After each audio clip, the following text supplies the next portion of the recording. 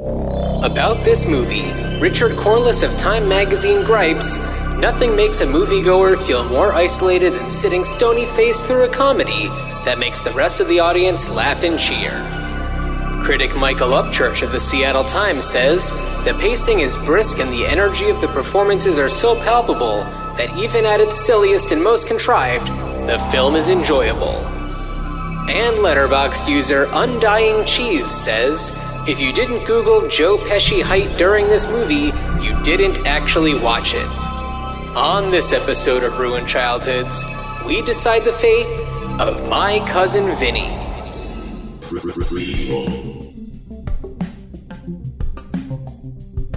Sequel. Reboot. Which one will it be? It's the Ruined Childhoods podcast. Greetings, Starfighters! That one has nothing to do with this movie. Nothing at all. Nothing at all. There's no need, because we are going to have audio clips and we are going to hear Joe Pesci. We're going to hear Marisa Tomei.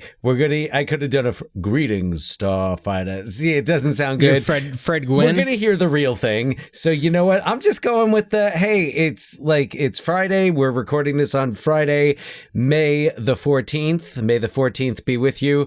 And, okay. Because, yeah, why not? And yeah, so, and it's great to be talking to you, John, and great to be talking about one of my favorite comedies, My Cousin Vinny. My Cousin Vinny. I'm actually surprised it's taken us this long to get to My Cousin Vinny. I don't know.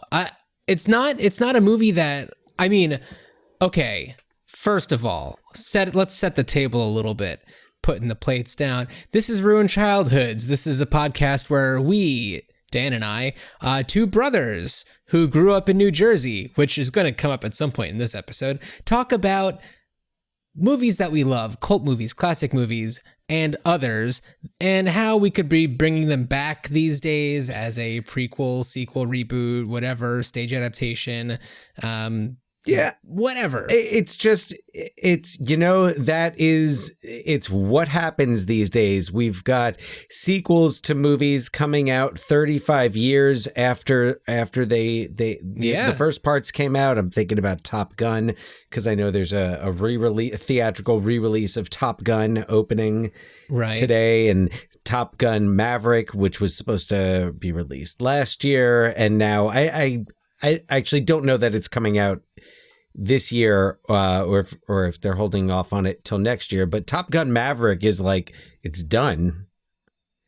It's done. It's ready. So, but we've got all of these sequels, and we've got shows like Cobra Kai, which breathe new life which we're going to talk about for sure in a little bit. Franchise. Oh, of course. Yes. Yeah. And so so what we're talking about here, and it's not like I think it's safe speaking for both John and myself, is that we don't necessarily love the trend of, just reviving old properties versus creating new things. We both have an appreciation and love for original voices, new voices.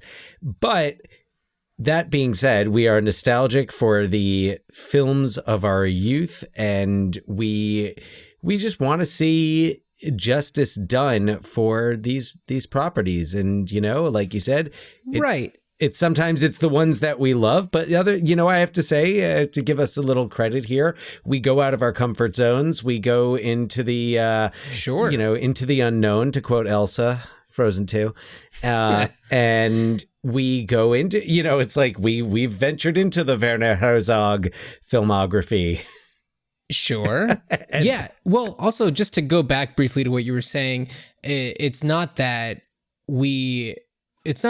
new voices can't be explored by revisiting old properties. It's completely possible for, new up and coming directors and writers to revisit older properties. Yeah. I mean, Ryan Coogler and Creed. So Great example. Like he was still a lesser known. He definitely made a lot of noise with his first couple of releases, but then Creed was like his third movie, something like that. I think so. Yeah. And so yep, another great example of how a property can be. And really, it's like when you take when you're looking at the Rocky franchise, it's kind of like it became a joke. Like, what more are we going to do with the Rocky franchise? But Creed totally gave it figured it out. Really, gave it a shot in the arm, literally and figuratively, because I'm sure there were punches to the arm. Sure. Yeah. So before we get into My Cousin Vinny, I wanted to give a shout out to a podcast that I like very much, the Bechdel Cast, which focuses on movies through a feminist lens using the Bechdel test as a platform or as a jumping off point to really just talk about movies. And their latest episode, which came out the day we're recording, I believe, is on the Full Monty. And I've been listening to that episode, and we did our episode on the Full Monty during our month of movies that whose titles coined terms are kind of redefined. In the case of the Full Monty, what the term means, and it's been really interesting to hear a thoughtful analysis of that movie from a different perspective.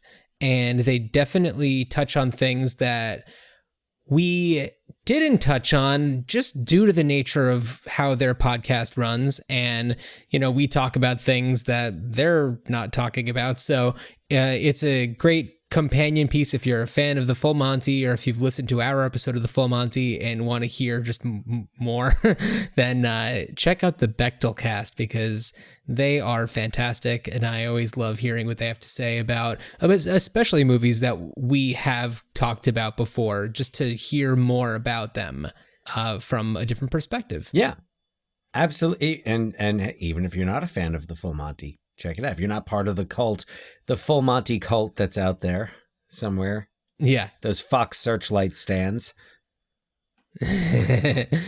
So, Dan, do you have anything that you wanted to bring up before we really get into My Cousin Vinny? No, nothing. I guess I could share. We just finished out. We've been doing a little some family movie nights, and my wife and I and our 7-year-old daughter, and we have just closed out the Mighty Ducks trilogy, composed of the Mighty Ducks D2 and D3, and may I say that they had a good run. 3, the quality drops quite a bit, and there's some gaps in logic. Yeah, I don't know if I saw the third. I think that one was maybe that one was straight to video. It might have been, which was a thing at a time. Yeah, I think it was a straight to video. Although what's interesting, it's funny because it reminded me of another franchise that we love, Police Academy, in the way that so like in the first Mighty Ducks, you've got Joshua Jackson is I guess the main lead kid, but some other actors that we've talked about on here before, Sean Weiss from Heavyweights, Aaron I'm sorry, I'm blanking on his name. Schwartz? Yeah, Aaron Schwartz, thank you. The lead actor in Heavyweights, Goldberg is also Sean Weiss is Goldberg. Oh, Sean Weiss is Goldberg, yeah, right. And Aaron Schwartz plays another character on the Ducks. Danny Tamborelli from Pete and Pete is in there. Marguerite Moreau from Wet Hot American Summer. So they're all in the first. Eldon Henson, who was in the Daredevil series, and seems, I haven't watched any of the new Mighty Ducks series, but it seems like he plays a bigger role in that reboot series. I mean, he's got a pretty good role in all 3 of the films. So, and that's kind of where I'm going. So they in the first Mighty Ducks, they become the state champions, which I guess in Minnesota, there are only like 8 or 9 teams because it's not a big series to become the state champions. And and then the second one is they play in the Goodwill games. So, and this is where it kind of starts to become Police Academy-esque, because not all of the characters from the first one return in the second one. So Goldberg, Sean Weiss, is not in the second one. Aaron Schwartz Aaron Schwartz goes the way of Leslie Barbara from the Police Academy series, and he's a big part in the first one, and then just is gone without explanation. And then they add in some new characters, like Kenan Thompson joins the series and he is a great addition. Indeed. And then they bring in, like, you know, there's a kid from Texas and he's like, he plays hockey, but he's also like rodeo, and he's fun. Yeah, no, it's a lot of fun. And then in the third one, the plot of the third one, and I know this is not a Mighty Ducks episode, but the plot of the third one is the Ducks are offered scholarships to this big prep school in Minnesota where Emilio Estevez's character, Gordon Bombay, had gone. And they're basically brought in to be the new junior varsity hockey team. And they're given scholarships to be, and this one is more like slobs versus snobs. Like the first one was there, but this one really it's like very Revenge of the Nerds-esque, minus the nudity and sexual assault. So you've got, and it's all, it's set like outside of Minneapolis, around Minneapolis, the first one. And this one is set in Minnesota as well. But inexplicably, these kids who are 13, 14, who joined the team to be in the like international Goodwill games, where they beat like the team from Iceland, which they were like professional D2 quality team. And so then D3, the kids who, like the 14-year-olds who come from, you know, LA, Maine, Texas, are all just living there. They're all just like, that's where they're going to school. They're not living at the school, but they're going to the school. You add, and then some of the characters come back. They weren't in the second one. Goldberg is back in the third one. I feel like there's like Goldberg, and then there's another couple of characters that just kind of disappear inexplicably, but they don't seem to acknowledge. And then they come in, and everyone treats them like jabronis. Meanwhile, they won like this international tournament, and you know, and it's like, and they're just like treated like a joke. And we're supposed to see them again as a joke. And it's like, we saw D2. We know what their credentials are. Right. So, yeah, I mean, you know, it's fine for family movie night, but I have to say, in terms of a trilogy, and I guess I should shout out the Trilogy podcast as well. Yeah, that's right. That covers trilogies. And I believe they have done a Mighty Ducks episode. So... I have two thoughts about the Mighty Ducks. The first, and then we'll talk. Maybe we'll do a Mighty Ducks episode. We'll see. In which case, this would come up again. One of my favorite things about the Mighty Ducks is that the main character is named after two different brands of gin. Gordon Bombay, and you've got to respect that. Hey, man, 90s Disney. That's all I gotta say. Yeah.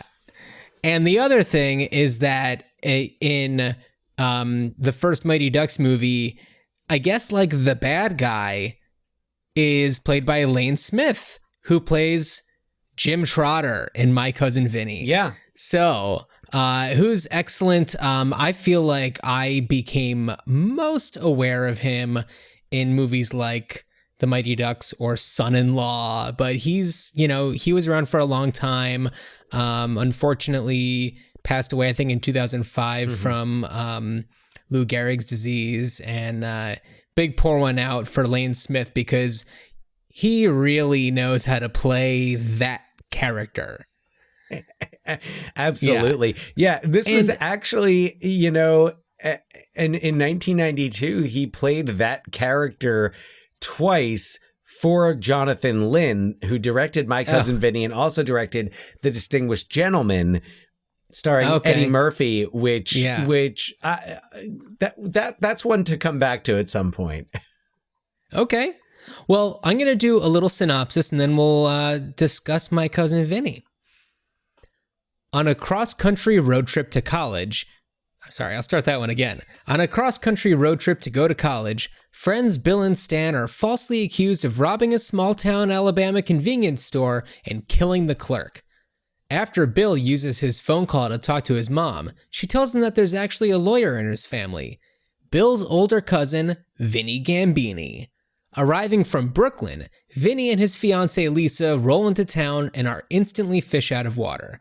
Vinny quickly reveals himself to be a complete amateur attorney, but lies to the case's judge, saying that he's an accomplished defender in murder cases in order to convince the judge that it's okay for him to be there. And wanting to do things all on his own, he repeatedly declines offers for help from Lisa. Vinny is also up against a shark prosecutor, Jim Trotter. Despite the odds and overwhelming evidence, Vinny successfully proves that Bill and Stan couldn't be guilty using his best resource, expert automotive witness, Mona Lisa Vito, whose superior knowledge of cars saves Bill and Stan from death row. So, Joe Pesci is famously Vinny Gambini. Ralph Macchio is Bill, his cousin. Marisa Tomei won the Academy Award playing Mona Lisa Vito. Mitchell Whitfield is Stan. Fred Gwynne plays the judge. Lane Smith is the prosecutor. Austin Pendleton is the public defender, who we learn has a stuttering problem and I guess, I don't know, stage fright or, you know, he buckles under pressure. He stammers. In a very comical way. Yeah. He stammers, yeah. And it's just really enjoyable. And Bruce McGill, we gotta shout out Bruce McGill, D-Day from Animal House.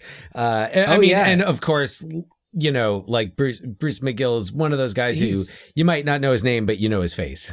You know his face. He's the sheriff in this. He's fantastic. Dan, I love this movie. We grew up, I mean, after this came out, our father, who's an attorney, you know, when I associate this movie with him and how much he liked it, and I can still like picture him quoting the two Utes. He's lines. used that in court. Has he really? Yes. He, as an attorney, and this movie is known for its accuracy. In terms of the legal process. Yeah, and you know, like I said earlier, we grew up in New Jersey, not too far outside of New York. You know, it's the same. I don't know. Our family was not Italian Americans, but we certainly grew up around the type. There's these personalities all over the place. I would suggest that in many ways the New York metropolitan area Jews and Italians were, you know, very similar. I feel like it was always very easy to assimilate and like get along with, you know, Italian families that we were friendly with. Sure. And also just ask our brother, the pizza celebrity. Yes.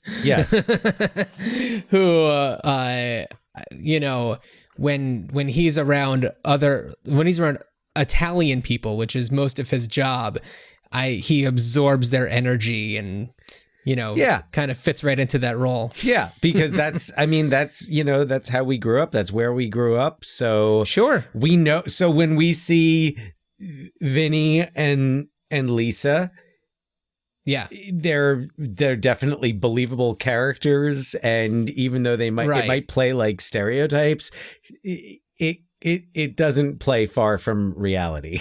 Yeah. Now I'm going to tell you something that I really liked about My Cousin Vinny that I hadn't really thought about before. And I probably watched this maybe 3 or 4 years ago, and I still hadn't really picked up on this, but I think that's something that I really appreciate is the sincerity with which Joe Pesci plays the character. You normally associate Joe Pesci with characters who are undesirable or mean-spirited, and Vinny is somebody who truly wants to prove that he's something more than people assume he would be.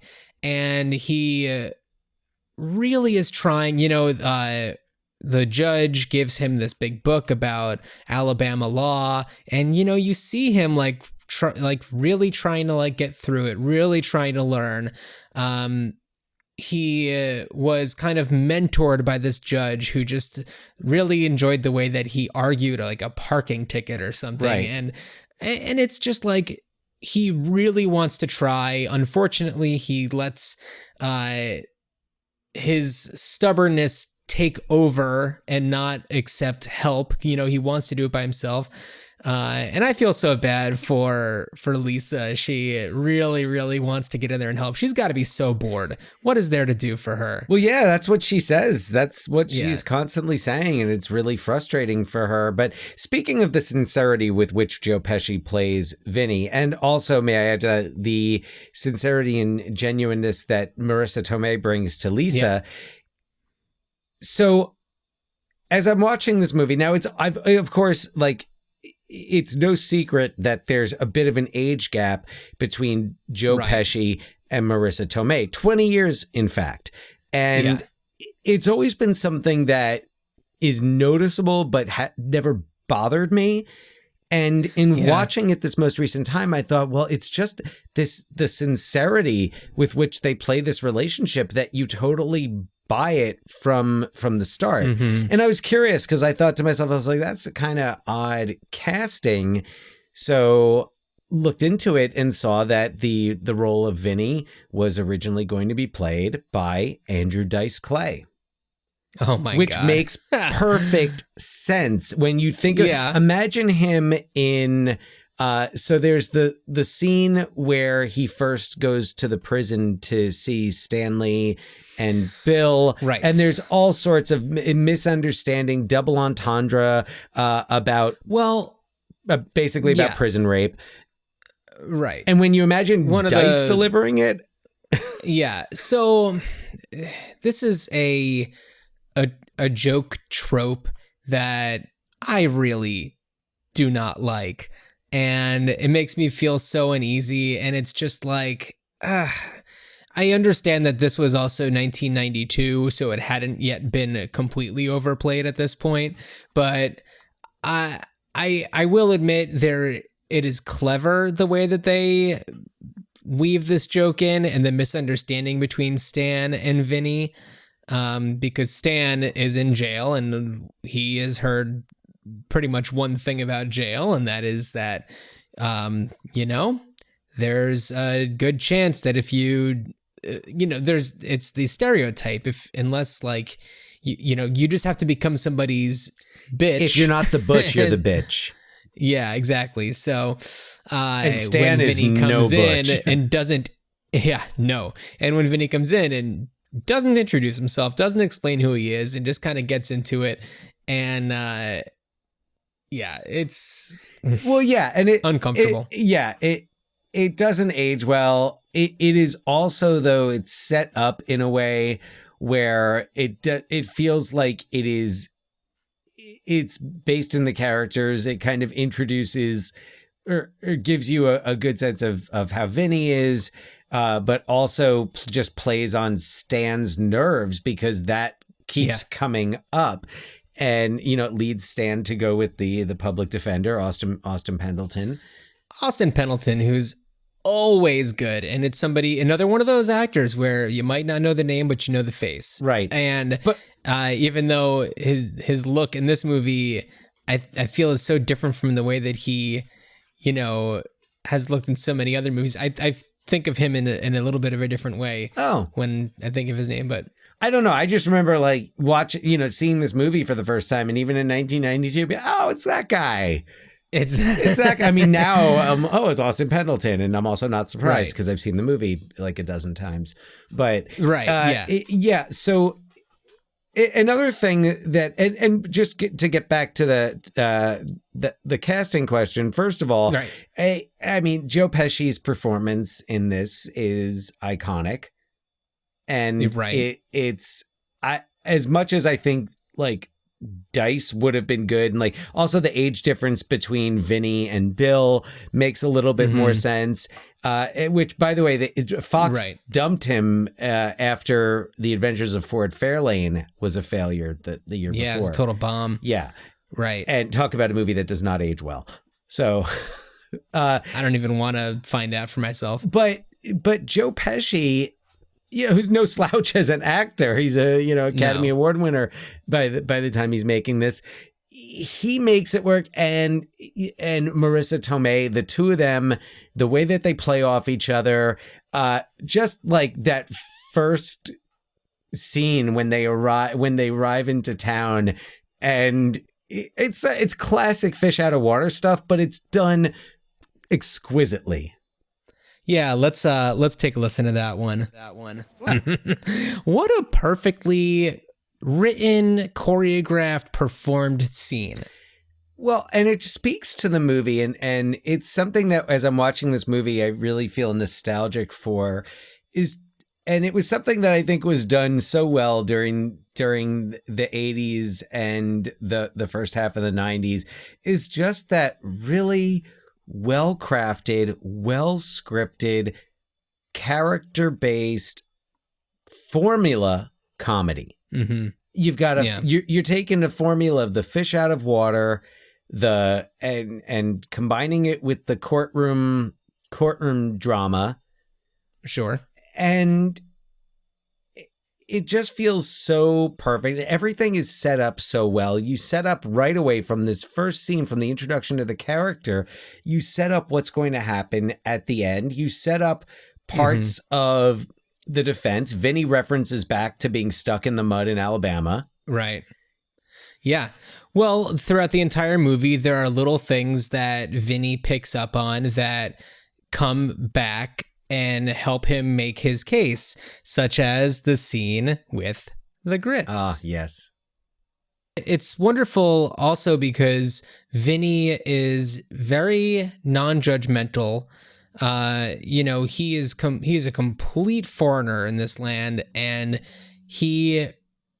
it's not like he's trying to impress them, but he's just truly trying to be his best self and be accepting of this culture that he's just not that familiar with. And at this point, it's not like he's doing this knowing that it's going to help him win his case. He's doing it because he wants to be friendly, and he wants to show them that he's not just this weird stranger coming into town. Yeah, it's a really nice touch. I love how it comes back during the trial. Yeah, it's the courtroom scenes are fantastic. Every single one of them is memorable in its own way. Oh, yeah. And such a great, like, it's been cited by law school professors as that it teaches it shows a lot of the things that you don't learn in law school, and that it also it provides a great model of questioning a witness, preparation. Like, you see Vinny, like, that's the other thing about Vinny doing the hard work, is he's going out, he's interviewing all of the witnesses at their homes. He's really observant, and even though it's definitely in question, and you're like, how is he going to win this? You know he's going to, but that's another thing about just that really well-crafted comedy, is movies like this have a way of putting the protagonist in very believable jeopardy, that even if you've seen the movie before, you're still kind of buying into it. You're still, you've still got that sense of what's going to happen, even though you know what's going to happen. Right. And it's so very refreshing to watch, and there's not a moment wasted in it. Everything moves along. You've got the sequence of his scenes with Judge Haller in the judge's chambers, and every time he goes in and has to make up a story. Right. Yeah. And every single like bit that's done that doesn't have to do directly with the case builds on the story, such as them kind of having to move to stay at different places because there's something that happens in the middle of the night, that makes some crazy loud noise that keeps him awake, that causes a lot of lack of sleep. And yeah. And it leads to like what he does in court. Like he falls asleep during Trotter's opening statement, which I love. I love the opening. I love the opening statement, and Trotter's really putting on a show. Lane Smith really does such a great job as the prosecutor. And then and you know what's interesting during the opening statement? Mm-hmm. It is, and I guess this is something to point out. You've got a movie here about a couple from Brooklyn, right, who traveled to the Deep South. The movie is directed by Jonathan Lynn, who's British. Mm-hmm. And it's so interesting because not that like everything needs to, be, poignant and point out, the kind of shameful truths of racism in the country. But there's a moment in the opening statement that made me think like he's acknowledging it. And it's so subtle. And it's when Trotter he talks about like the pride in their like founding fathers and the people who started the state of Alabama. And they cut to one of the black jurors who kind of has this like, excuse me, look on her face. Oh, I wish I had that clip pulled, but yeah, I picked up on that too, where he's talking about like, this is where we came from. And it's like, well, no, he talks about coming as everyone kind of coming from Europe, right? Something like that. White. And, he's talking about, he's totally disregarding the the presence of the African-American jurors and the fact that it's like, well, we don't quite share that story, do we? And, I know, yeah. And it's not like it is not brought up. It's not a focus, but there's just that cut to her face. And that's it. It's momentary. Never even caught it before. Yeah. But I thought, I was like, that is really, it's a skillful touch. And I know it's like that also goes to that's a credit to the editing perhaps. And sure. Oh, and the screenwriter, by the way, is Dale Launer, mm-hmm. who, by the way, is from Ohio and grew up in the San Fernando Valley. Okay. So, here you have someone who's neither from Brooklyn nor the Deep South writing about it. And a director who, is British and is known at this point. This is his, I think, third movie after Clue and Nuns on the Run. Oh, yeah. Yeah.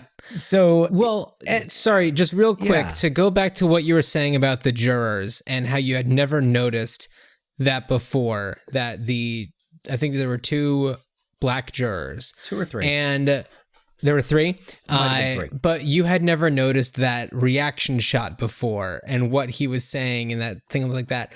And I think that that's really a credit to how watching good movies at different points in your life where your maybe perspectives are not necessarily changed, but the things that you are valuing or that are important to you maybe are at a different level from when you were maybe watching it the last time, whether it was just a few years ago. And, it's 2021 right now, and racial justice is and equity and just acknowledgement of the African-American and Black experience is, and all people who are, identify as BIPOC, people. Just It's understanding the something- perspectives of marginalized communities. Absolutely. And then you pick up on something that highlights that even more because it's really fresh in your mind, because it's something that you're thinking about a lot more than you were back in 1992, maybe. Yeah, oh, definitely. Yeah. Well, I mean, a lot of people in 1992 were thinking about it, considering what was going on. But certainly when we were children, we weren't. Yeah, no, I was that. a freshman in high school when this came out.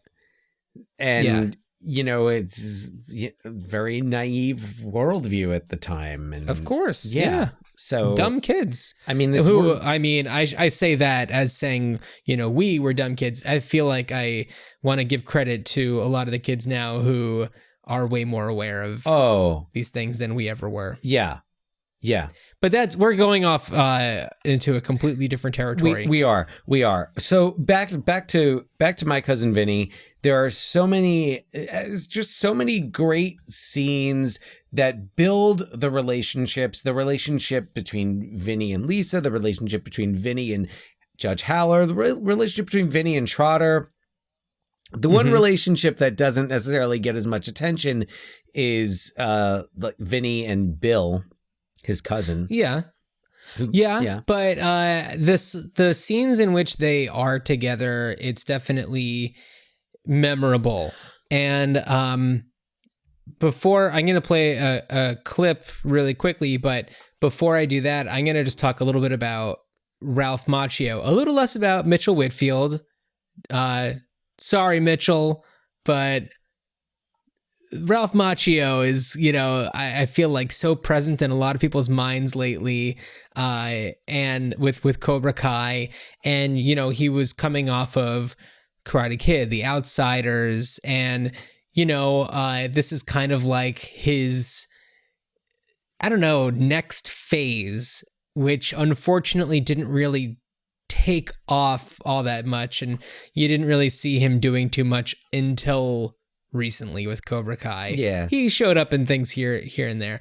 But I feel like this performance of his is the most natural I've ever seen him, like in a movie. I feel like even in things like Karate Kid and the, sequels that he was in and The Outsiders, he definitely felt more performative to me, whereas in this, he feels more natural. I don't know. I don't know if it's just because there's less for him to do.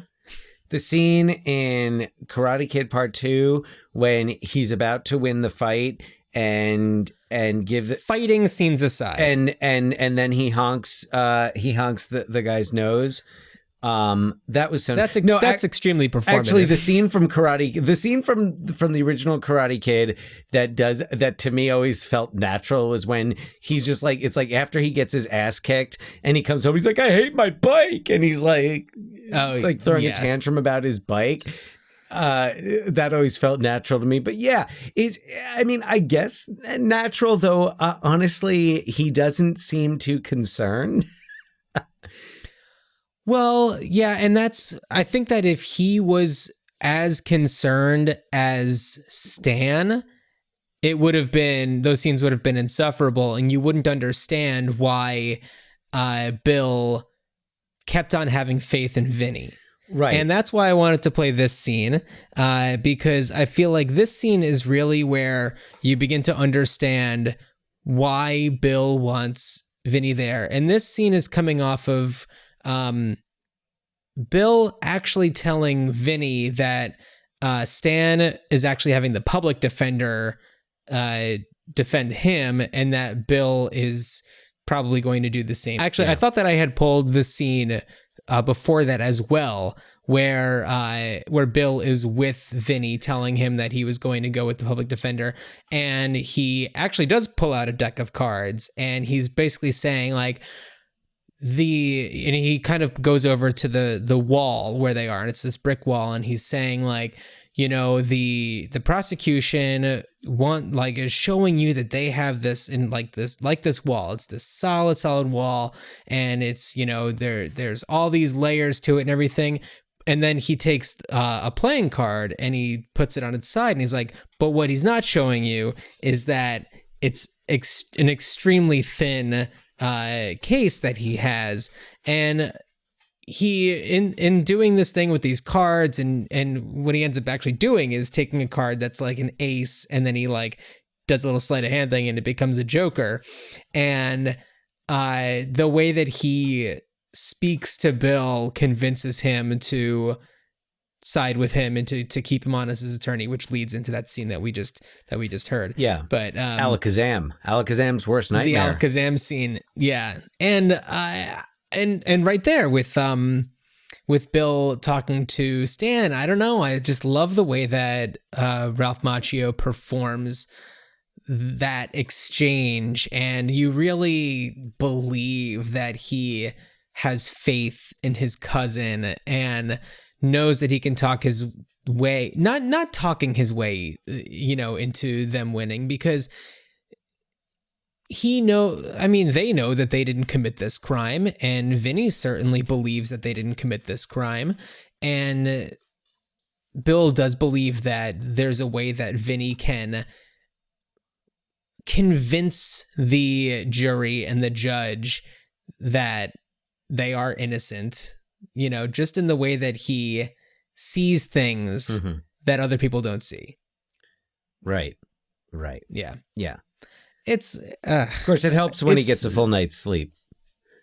It certainly Which doesn't help happen until he stays in prison for the night. He stays in prison when Vinny gets held in contempt.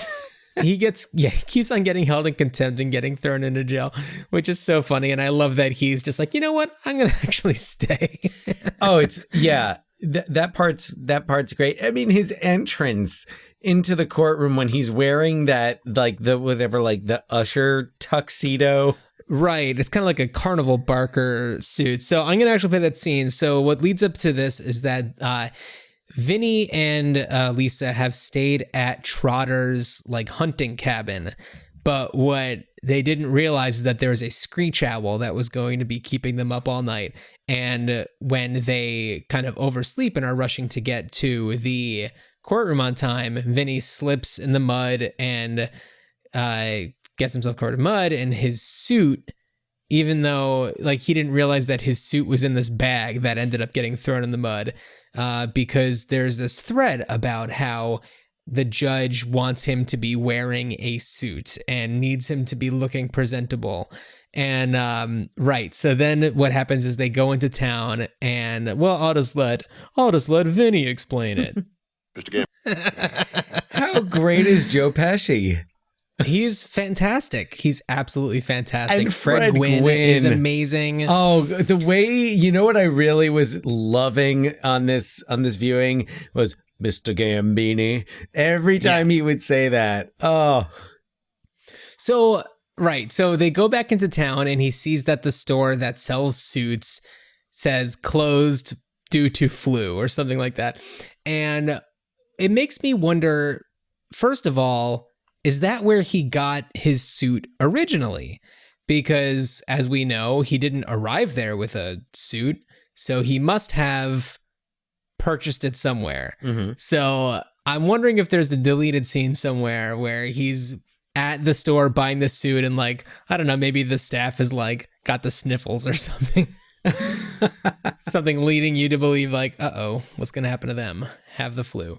But anyway, it's a fantastic, super memorable scene, and it's just so this movie just like has memorable visuals or quotes, just like one after the other. Oh yeah. And not even just the things that people say, but the ways that people say them. And I'm going to play a clip where Marisa Tomei completely we'll tell you everything you need to know about what I'm talking about. And by the way, we are starting to experiment with putting these episodes up on YouTube. You can find the link we have a link tree, which is in the episode's description, and you can search for it on YouTube, but you'll be able to see what we're talking about as well. But we'll try to describe her body language here. So when she does the biological clock thing, she like stomps on the floor and has her like her arms up in this way, and it's just it's perfect. And I mean, I don't know. I feel kind of wrong saying this, but if you have not experienced like not just New York, I feel like that's like Staten Island. I was getting strong Staten Island from her at times, which, I mean, she is in The King of Staten Island. She definitely knows how to do Staten Island. I'll tell you that much. Oh, definitely. But like she is, and it's so, it must seem so comical and like cartoonish and over the top to people who haven't had that experience. But like, I assure you, yeah, very, very believable character. And his expressions, by the way, and you know what? And he brought up, I meant to bring up, we haven't talked about him, JT, who, who loses $200 when Vinny first, gets held in contempt. Lisa tries to kind of hustle the money, playing pool, and she beats this guy JT, and JT doesn't have the money. He owes her $200.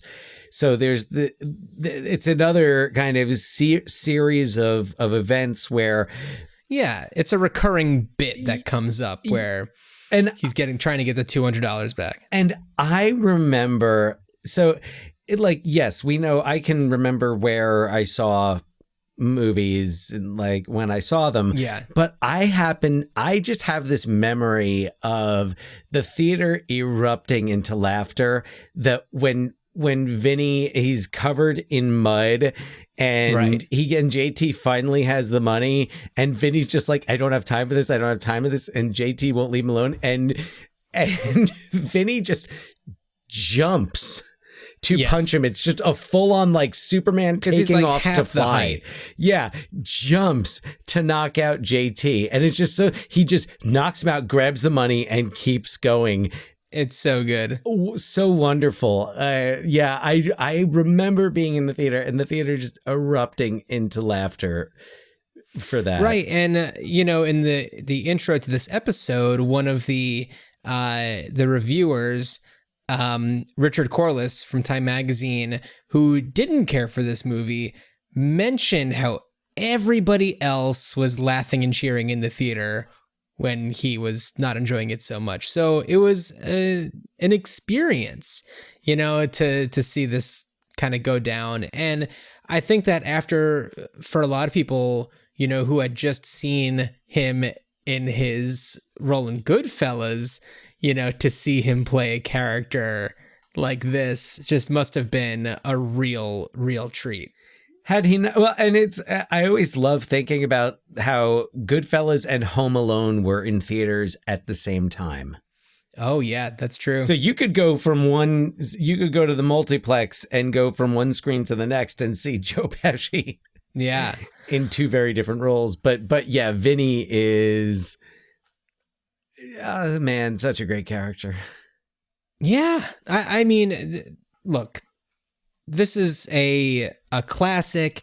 I feel like Marisa Tomei, I don't remember who she was up against in the Academy Awards for her performance, but I can't imagine what would have been better than this.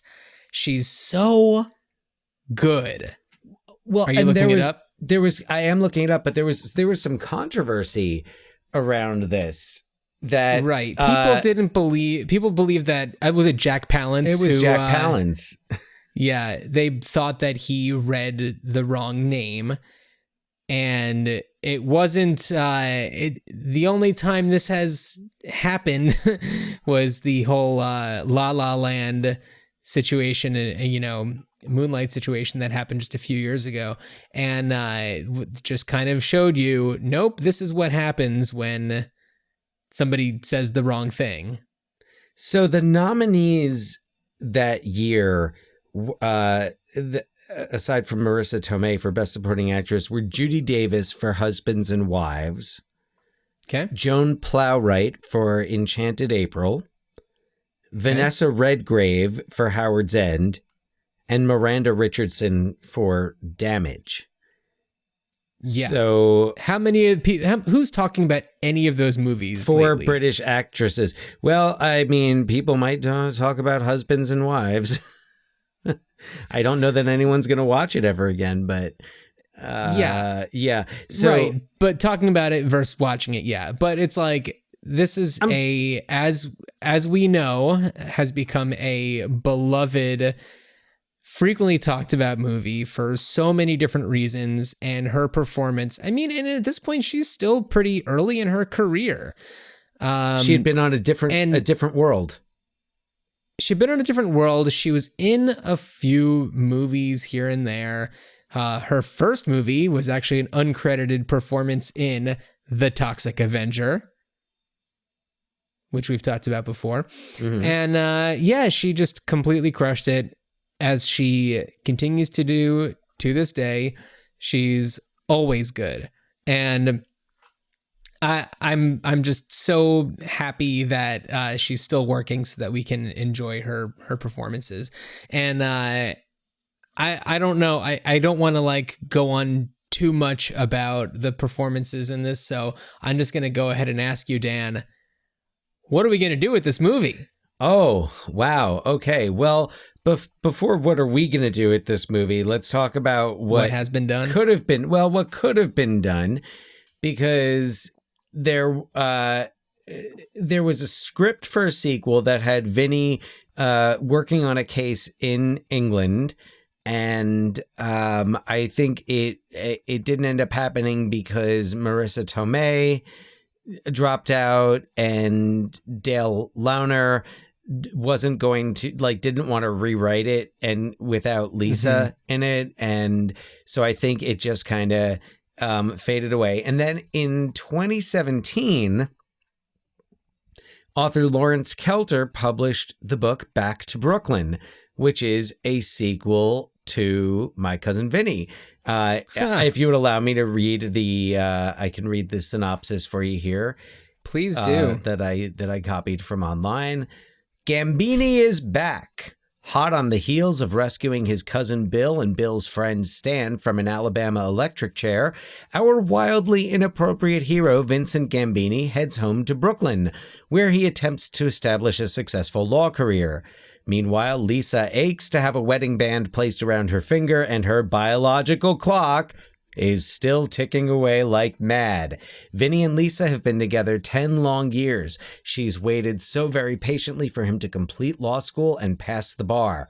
Winning his first case was the last piece of the puzzle, and now nothing can stand in the way of true love, except that between them they don't have two nickels to rub together, and Vinny is about as romantic as a box of frogs, which is not romantic. And then it says, it goes, in the course of building his practice, Vinny is reunited with Joe, his walking, talking embarrassment of a brother, Lisa's nudging parents, Ma and Augie, and his dear old friend, Judge Henry Malloy, who refers him the mother of all capital murder cases. So I guess what happens is Lisa works basically as his investigator. Okay. So he's defending this. It says Teresa Cototti is young and pretty, but far from innocent, and darn her luck, her boyfriend has just been scraped off the pavement after taking a header from 8 stories up. So that's who he's defending, and you've got a DA, and I believe there was a second novel published as well in 2020, and it was supposed to kind of emulate the Thin Man novels. Okay. With Vinny and Lisa kind of working together on these cases, and I think going that route is it's a good way to continue the story and actually set it then without having to recast any of the characters. When you read the book, you can think about Joe Pesci and Marisa Tomei, and you can... Or Andrew Dice Clay. Or Andrew Dice... Well, maybe Andrew Dice Clay is his brother. His walking, talking embarrassment of a brother, which, you know... Right. Andrew Dice Clay... Right. Yeah. He's had a bit of a career resurgence. Yeah. A Star is Born. He was great in that. Blue Jasmine. He was good in that. Right. We won't talk about that. Oh, yeah. But A Star is Born, Lady Gaga's father. Like, yeah, he was wonderful. Yeah. He was great. So that's one approach that's been taken. In thinking about what else could be done, I was really thinking about it. It's like, yeah, what kind of a sequel are you going to do now? I don't know. I feel like Joe Pesci, like after The Irishman, kind of went back into retirement. And it's like, yeah, what are you going to do with this that's going to feel genuine and is going to make sense? I started to go in the direction of a musical, but I'm like, cause then what are you going to have? You're going to have, the songs and somebody up there, people up there, doing their best versions of these characters. So, I mean, it felt like a musical kind of would make sense, but I was thinking of more of like a loose remake, kind of in the vein of a What Men Want versus What Women Want, where it borrows the concept, but not necessarily the characters. So just trying to think of a contemporary way to do the fish out of water, like legal comedy. And I was kind of thinking, I was like, well, like how do you do this? What do you do? If you're going to set it contemporary, do you set it even in the United States? And I was just like kind of thinking, I was like, what do you set it in Canada? And then I thought, oh, Dan Levy.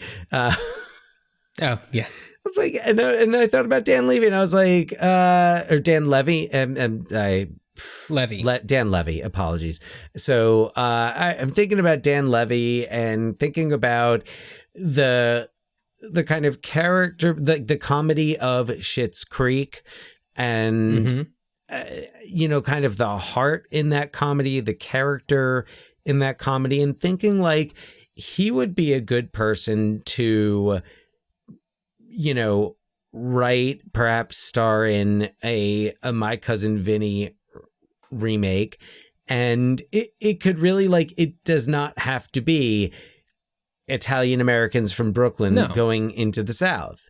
And you could do you could make this, you could have it be more like culturally, less geographically, fish out of water. I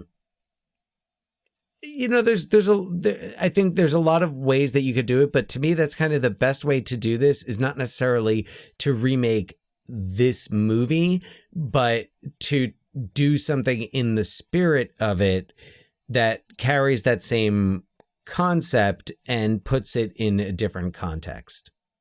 And I have no, I have no thoughts for casting. I suppose, there's a lot of comedians out there. There's a lot of really funny people. And also, it's like you can, gender doesn't, it's like, that's not really an issue. So it's really wide open where you could do this, you could kind of mix and match and juxtapose culturally, geographically, whatnot, and make a good comedy out of it. Right. So, yeah. So Dan, you mentioned the idea of, or I guess the idea that wouldn't work of a musical, but I need to make sure that you are aware of the album Vincent LaGuardia Gambini Sings for You. I am. I am. Okay. I don't own it, nor have I ever listened to it, but I'm definitely aware of it. Okay. Well, so my idea, I think in a lot of ways is very similar to what you're talking about, but the way I see it is I want to see Lisa again. And I think that the best way to do this would be without Vinny. Perhaps this takes place shortly after he has passed on, considering he is significantly older than Lisa. And we have a movie called My Cousin Vinny's Widow, because Ralph Macchio is back, baby. And wouldn't it be great if maybe like at the funeral of Vincent LaGuardia Gambini, we have Bill, Ralph Macchio, and he's in some sort of pickle, and the only person he knows that can investigate and figure out like a situation, the only person he knows who could do it better than his cousin Vinny is Mona Lisa Vito. And not saying that she's an attorney. I'm saying that maybe she is, helping him, I don't know, like as like a private detective or something. But like, I'd love to see Marisa Tomei bring back this character and lead a movie with it. That would be, I really like that idea. And it also makes me think that, assuming that things went as planned post My Cousin Vinny, there would be a kid who at this point would be probably in their, mid to late 20s.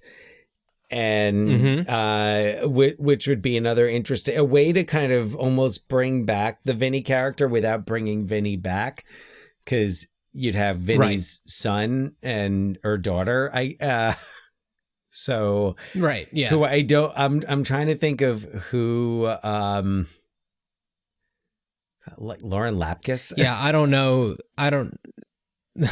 I don't know. I couldn't tell you who as like the child of Joe Pesci and Marisa Tomei. Well, I think that the thing that comes to mind, and this is where we kind of talk about. Well, actually, I don't know. Maybe because like, Lisa's full name is Mona Lisa. In Parks and Recreation, Jenny Slate plays Mona Lisa Saperstein. Oh my God. She's got Jenny a lot of that Slate. vibe to her. Yeah. I feel like Jenny Slate would be the perfect love child of Joe Pesci and Marisa Tomei in those roles. Yeah, I mean, she's hilarious. So I would have no objection to that. But yes, to see Marisa Tomei lead the film. Sure. And I guess that is or how you do My it. Cousin Vinny's daughter. Yeah. Something like that. So, Dan. My Cousin by Marriage, Lisa. My Cousin by Marriage. I love the idea of having it follow the same title format as My Cousin Vinny. Yeah, I like it. My Cousin Vinny's Widow. Yeah. That's yeah. Well, why don't you tell everyone what we're doing on our next episode? All right. So next up, we're going to be taking a look at the 1985 mystery comedy Fletch, as well as its 1988 sequel, Fletch Lives, starring everybody's favorite SNL alum, Chevy Chase. And at least everyone's favorite in the original in the original Fletch, co-starring a young Gina Davis. That's right.